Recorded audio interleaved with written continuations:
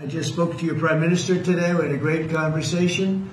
We talk about trade. We talk about a lot of things, but mostly the world of trade. He's very interested in that.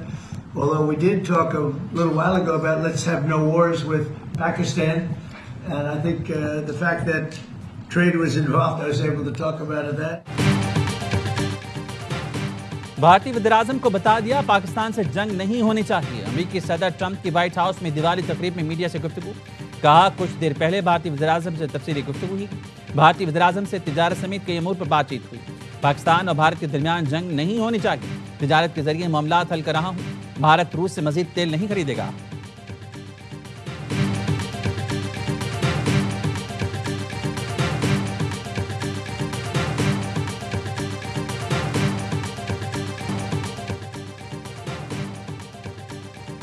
بھارتی بلوچ نوجوان منفی سیاسی agenda مسترد کر دیں. بھارتی پراکسی فتنہ ہندوستان اور فتنہ خارج بلوچستان میں تشدد کو ہوا دے رہی ہیں. یہ بلوچستان کی ترقی کے دشمن ہیں.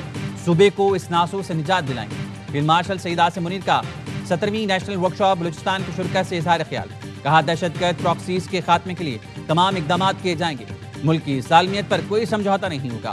سرحدی خلاف ورزی کا فیصلہ کن جواب دیا جائے گا.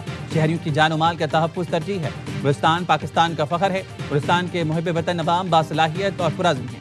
نوجوان ترقی اور دیرپا استحکام کے لیے اپنا کردار ادا کریں. ورکشاپ کے اختتام پر سوال جواب بھی ہوئے.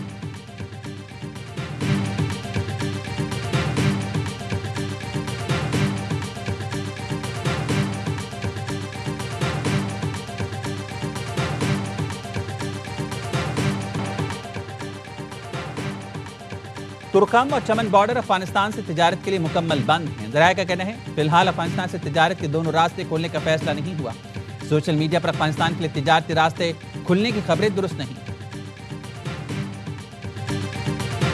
This was very clearly spelled out that there won't be any incursions and TTP will not have any facility on their soil. We kept on repeating and obviously they deny it, but in an implied way both the countries, Turkey and Qatar, they pressed upon them that this is the main bone of contention. جب تک خلاف ورزی نہیں ہوتی معاہدہ لاگو رہے گا. وزیر دفاع خواجہ آصف کا پاک افغان جنگ بندی معاہدے پر رائٹرز کو انٹرویو. کہا یہ طے ہوا ہے دراندازی نہیں ہوگی. ٹی ٹی پی کو افغان سرزمین پر پناہ نہیں دی جائے گی. مذاکرات کے دوران طالبان حکام سہولت کاری سے انکار کرتے رہے. ترکیہ اور قطر نے کہا یہی تنازع کی جڑ ہے. عرب نیوز کو انٹرویو میں وزیر دفاع نے کہا افغانستان میں کالعدم ٹی ٹی پی موجود ہے. اس سے کوئی انکار نہیں کر سکتا. افغانستان کو طے کرنا ہوگا کالعدم ٹی ٹی پی کی سرگرمیوں کی نگرانی کیسے کی جائے.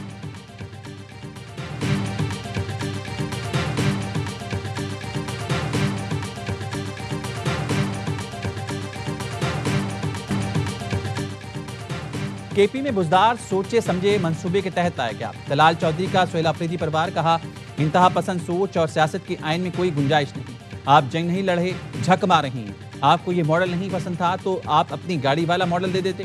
دہشت گردی کی جنگ پورے پاکستان کی جنگ ہے. ریاستی ادارے حکومتی فیصلوں کے پیچھے کھڑے ہیں. وزراء بدلنے سے دہشت گردی کے خلاف جنگ نہیں رکے گی. دلال چودھری نے کہا جی ایل پی کے حوالے سے پنجاب حکومت نے ریفرنس میں چشموشہ حقائق ہیں. دیے گئے شواہد پر وزارت داخلہ کام کر رہی ہے.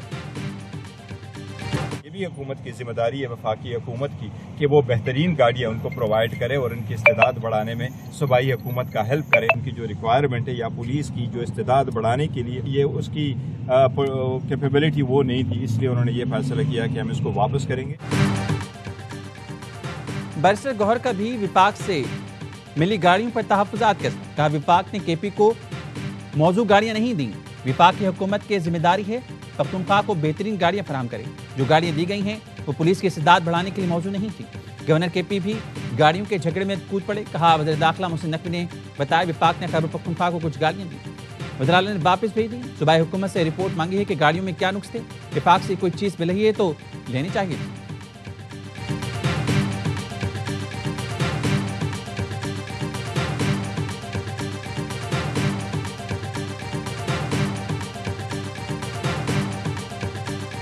چیف منسٹر کے پی کے انہوں نے جو تقریر کی اس میں باتیں کی تو اس کے بعد اب وہ ملاقات کی اجازت کے لیے بھاگے پھر رہے ہیں. ان کے ان الفاظ کو اگر میں مد نظر رکھوں تو پھر تو جواب جو ہے وہ مایوس کن ہے.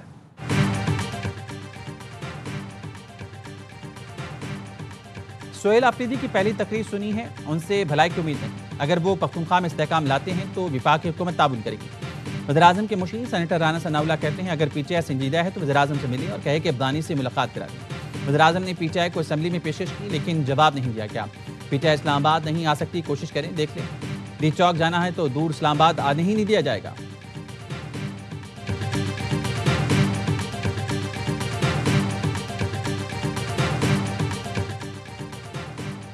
اسلام آباد، بلائی پنجاب، خیبر پختونخوا، گلگت بلتستان اور آزاد کشمیر میں زلزلے کے جھٹکے۔ راولپنڈی، ٹیکسلا، باکینڈ، رسکا، منڈی بہاؤدین، گجرات سمیت پنجاب کے مختلف علاقے لرز اٹھے۔ پشاور، نوشیرہ، مردان، ہنگو، خیبر، سوات، چترال، ہری پور میں جھٹکے۔ جگلوٹ، گلگت بھی لرز اٹھا۔ ریکٹر اسکیل پر زلزلے کی شدت 5.3 ریکارڈ کی گئی۔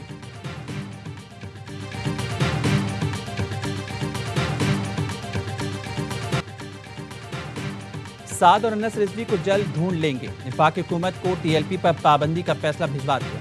امید ہے 1-2 روز میں فیصلہ آ جائے گا۔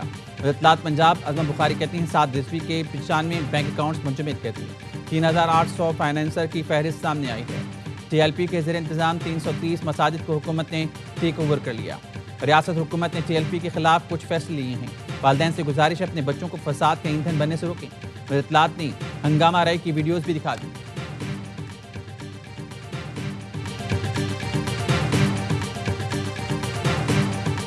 اسٹیج پہ ہمارا ملک کھڑا ہوا ہے، اس کے لیے ایک ہی چیز بڑی ضروری ہے، ہم سارے مل کے اس بھنور میں سے نکلیں۔ کامیابی کے لیے بہت ضروری ہے کہ ہم اپنے ملک میں اکٹھے رہیں۔ کسی بھی تشدد پسند گروہ کو برداشت نہیں کیا جائے گا۔ اس وقت ایک ہی ٹاسک ہے، مل کر بھنور سے نکلیں۔ ملک کی بہتری کے لیے سب کو متحد ہونا ہوگا۔ وزیر داخلہ محسن نقوی کی کراچی میں گفتگو، کہا سوشل میڈیا پر پروپیگنڈا کیا گیا، وفاقی حکومت ایک مذہبی فرقے کو ٹارگٹ کرے گی۔ پنجاب حکومت ٹی ایل پی کا معاملہ دیکھ رہی ہے، فنڈ ریزنگ کرنے والوں کے ساتھ کیا ہوگا چند روز میں آپ کو معلوم ہو جائے گا۔ وزیر داخلہ کی مفتی منیب الرحمان کی رہائش گاہ پر علماء کرام سے ملاقات، محسن نقوی نے مسائل حل کرنے کی یقین دہانی کرا دی، کہا مدارس مساجد کے امور میں حکومت کوئی دخل نہیں دے گی۔ وزیر داخلہ سنی تحریک کے سربراہ ثروت اعجاز قادری سے بھی ملے، صوبائی وزیر شجیل انعام میمن اور ناصر شاہ بھی ملاقاتوں میں موجود تھے۔ وزیر داخلہ نے عبداللہ شاہ غازی کے مزار پر حاضری دی، فاتحہ پڑھی، قبر پر چادر چڑھائی۔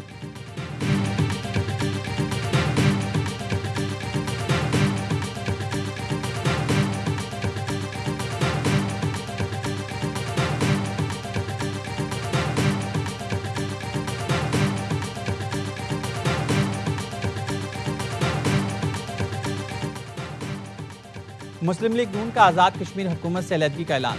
صدر نون لیگ آزاد کشمیر شاہ غلام قادر کہتے ہیں پیپلز پارٹی تحریک جماعت لاتی ہے تو یہ ان کا جمہوری حق ہے۔ مسلم لیگ نون کسی نئی حکومت کا حصہ نہیں بنے گی، آئینی اور سیاسی بحران کے حل میں مثبت کردار ادا کرتے رہیں گے۔